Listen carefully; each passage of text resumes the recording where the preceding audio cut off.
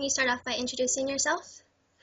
All right, my name is Megan Cox. I am a violinist, pianist, and singer-songwriter, and I play with people like Charlene Kay, Jay Stolar, and I was in the touring band with Team StarKid in the last couple of tours. And I have a solo record coming out on January 8th, Yeah. 2013, and I'm very excited about that. Hey, so how did you first get started with music? I started playing piano when I was like 3 years old. My mom got me into Suzuki piano, so I was one of those little kids that like listened to tapes in my sleep. Literally, my mom would play like the same songs over and over again, and I learned a lot of stuff by ear Oh, back then. Um, and then I just, was always into it. I started playing violin when I was like 10, and I've always been singing for as long as I can remember. Yeah, forever and ever. that's cool. I actually started playing Suzuki violin when I was 3. So. Nice. So you know the Yeah. kids where they're like, okay, now you're gonna play this with the right hand and the left hand switched and like all these weird things. And you're like, when you're a kid, you don't realize it, but Yeah. it's pretty well. So what other instruments do you play? Piano and violin are my main two. I also play a little bit of mandolin, which is a lot of fun. And I also play guitar, which nobody knows because I never play it or anything, um, but I do. And uh, I'm a very poor cellist, but I do play a tiny bit. Yeah, and other random things. Pretty much anything I can get my hands on. That's really cool. So what musical training do you have? Um, well, a lot of classical piano from I guess age 3 to like age 19 or so, and classical violin as well. I went all the way through the Suzuki books with violin as well, and then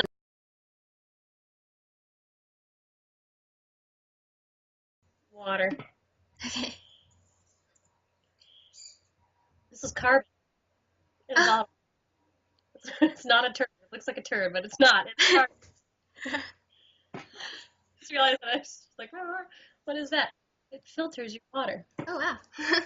That's nice. Thing in there, it sucks up all the impurities. Nice. What tips do you have for writing music? What tips do I have for writing music? I think the most important thing is to start off by writing a lot. Uh, I journal pretty much every single morning. I try to. First thing I do when I wake up. And a lot of times I'll underline things that I think are poetic or interesting, like little lines or phrases. And sometimes I'll find that over time, one theme is coming to me over and over again. There's something that I feel really inspired by that I need to write about a lot. And that's when I know that like that's my song. This is the idea. This is the core of what's going to be the next one. So I'll from there I'll take that idea and I'll free write on that idea. I'll set a timer for 10 minutes and I'll be like, you need to write about this thing. And many metaphors. From there, I take little ideas, and those turn into lines. Those turn into bits of choruses, etc. So I start with a really broad spectrum of ideas, and then I try to narrow it and narrow it and narrow it to the most specific. Like I want each line to say like 5 things, get everything across. Do you come from a musical family? I do come from a musical family. My mom plays piano and flute. Do you come from a musical family? I do come from a musical family. My mom plays piano and flute. She actually won the Miss Potato Queen competition in 1979 because she's the most talented pianist. So that's one of them for the records. Um, my dad plays guitar. And obviously, my brother, who is the recording engineer that I worked with, he took piano lessons forever, and he plays everything. Guitar, bass, drums, tons of stuff. And then our oldest brother, Chad, he also plays guitar and sings. So, yeah. Any musical inspirations? Lots of musical inspirations. Say that in high school, late high school and early college, I became really into Fiona Apple and Tori Amos, especially those two because they were female singer-songwriters. They played the piano, but they were really strong and they weren't just bubblegum pop. And I really liked that about them. Um, and I felt sort of a kinship towards them and their music. And then I also have found a lot of inspiration in the orchestral arrangements of Rufus Wainwright and his piano arrangements too. And the layering in the music of Sufjan Stevens and Bon Iver, how they just have like tons of stuff coming together to make one texture of music. Um, yeah, A few months ago, you posted a video of you playing a theremin. How long have you played that? that was actually the first time that I ever played the theremin. um, it's wild and it's surprisingly difficult to play. Uh, your hand, like your two hands do different things. Hand controls the volume with how close you are to the like the little rod thing, and the other hand pitch. But I think the other hand goes up and down, so one goes this way and the other one goes this way. And it's just incredibly difficult. I tried to do it for like a solo section in one of my songs, and it sounded absolutely terrible. So that was the first and last time I played the theremin. What can you tell us about your new album? Oh man, this question is so. Let's see. Well, it's coming out January 8th, 2013. Um, it's my very first album that I've done. It's my first professional recording. I'm really excited about it. It's also a very deeply personal album. It's kind of, I don't know, my therapy for the last like 5 years of experiences. Uh, just going through all these things that have meant a lot to me that have kind of stuck with me over time and that I've needed to write about for forever. So it's a pretty it's been a really really important experience for me, and I'm really happy that it's finally happening. Do you find it difficult to share your music when it's personal to you? Yeah, it is. It's very difficult to share music that's personal because I don't know. I would say it's more difficult to share personal music with people that you know really well than with strangers, because strangers don't know your experiences and they don't know who these people are, etc. You know, it's fine. I can tell a stranger on the subway about my deepest problems, and I'm never going to speak. So it's great. But if people do that, it's really strange. But when you're playing a new song for your family member, they're gonna respond with like, "So who's that one about?" Oh man, you know everybody that I've dated. You know why we broke up. You know all that. So it gets to be kind of tough because a lot of times those are feelings that you don't want everybody to know about. But if you want to make art, you have to be bold and you have to put it out there. So got to do it. Can you explain the name of your album? Um, my album's name is W, the letter, and it comes from a lyric in one of my songs, and the lyric is we move into a W from your chin to your hips to your knees to your ankles, to your little toes. And it's sort of about like the comfort and closeness that you get when you're spending time with somebody. Um, excuse me. And just sort of that safe space. It also kind of goes with the theme of just like that closeness and intimacy of just those really, really special experiences. Sorry. Ah. But yeah, that's the shape that your body makes from your chin to your hips to your knees to your ankles to your little toes when you're I like that. Okay, so what was the recording process like, and was it what you expected it to be? the recording process is a very slow and detailed oriented process. It took me over a year to finish the record for a couple reasons. I was recording in Detroit. Actually, the place that I recorded is in an abandoned school. Oh, is that where the videos were from? Where you're like on the cart thing? Yep. When else am I going to get to do this? Oh, yeah, totally. It's it's this abandoned school in Detroit, and some guy bought it because it was being sold by the city for super cheap, and sent it out to different artists. So my brother has the entire library media center, Oh, that's so cool. like this huge area that he rents for super cheap. It barely has more than running water. It doesn't even have hot water. It's just like, only one toilet works. It's like pretty rough. Um, but it's a really great place to be inspired in. Lots of the posters are still up on the walls and stuff. But the recording process itself is very, very slow and detailed because there are so many challenges that come up that you never anticipate. So you could be recording something um, exactly as you have it in your mind and you think it's going to work out, and then it totally doesn't work. And then you spend 2 days banging your head against the wall trying to figure out what's going to make it work. Spend 3 hours going through synth sounds, being like, what about this one?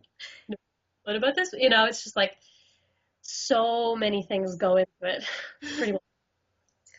What recording software did you use to record and mix your album? We use Pro Tools for everything. What was it like working on this album with your brother? Working with Adam was really great. He's a very quiet person. He does not say anything that he does not have to say, which is completely the opposite of me. Uh, so I think we worked really well together because I would basically come in and I would have some ideas, and he was 100% honest with me all the time, whether it's good or bad. He'll be like, I don't think that's going to work, but let's try it.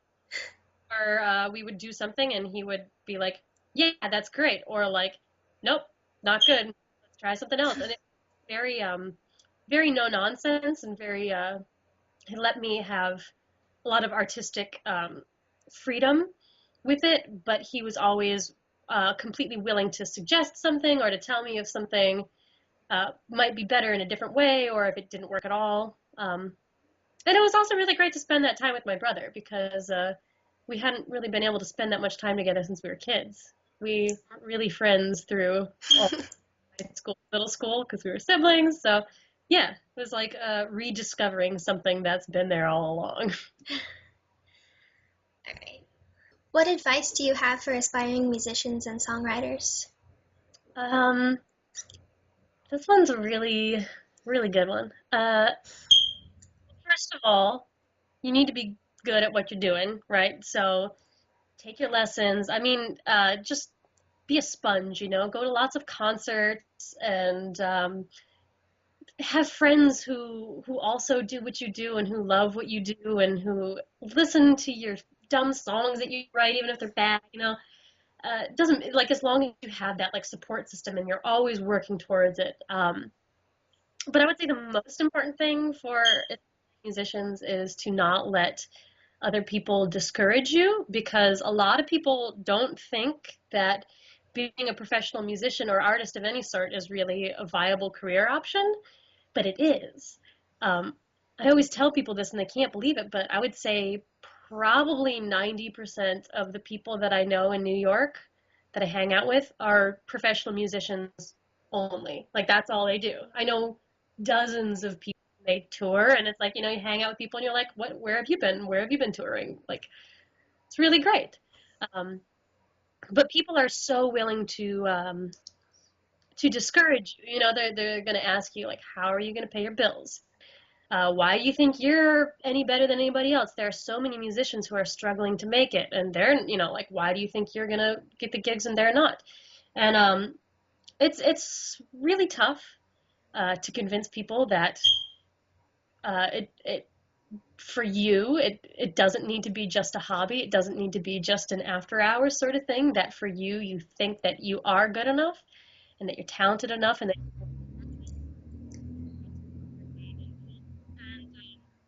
a lot of people challenge you until you've made $1 million. So you just have to be confident and never let them get you down. What was it like touring with Team StarKid on Space Tour and Apocalypse Tour?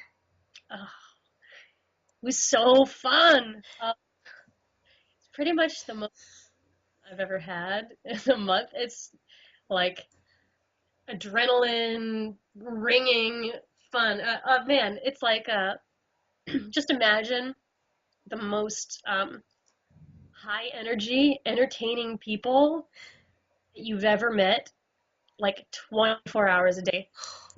When they're there, every minute of every day, there are just people just like so entertaining. Sometimes it would almost be exhausting because they would be like talking to each other and telling stories and laughing about inside jokes that I had no idea. And I was just like, oh my gosh, this is like I could never have so much energy. This is life. But it was such a blessing of an experience because they're so just incredible people, and the relationships that I made with them, I'm thankful for it. They're just so supportive, of everything that I do, and I really hope to continue the relationship. If they tour again, I want to be on the tour. I think about it all the time. All right. So now I just have some fun random questions that my friend Raina helped me come up with. What's your favorite color? Orange, bright orange, all the time, anytime. I'm trying to think. No, I don't. I surprisingly don't have like orange stuff all over. Yeah, I have an orange underneath this. Yeah, orange. Yay. What's your favorite animal? That's a good question. I think it used to be penguins because they're so adorable and they're kind of like clumsy and they waddle around. I don't know. It's kind of changed over time. I've gone through stages where duck-billed platypus was number one because they're just like really weird. They're like poisonous and they like lay eggs, but they're like part mammal, part. I mean, they're just like a conglomerate. Yeah.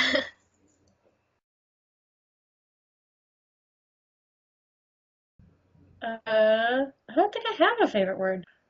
I have a least favorite word. Okay.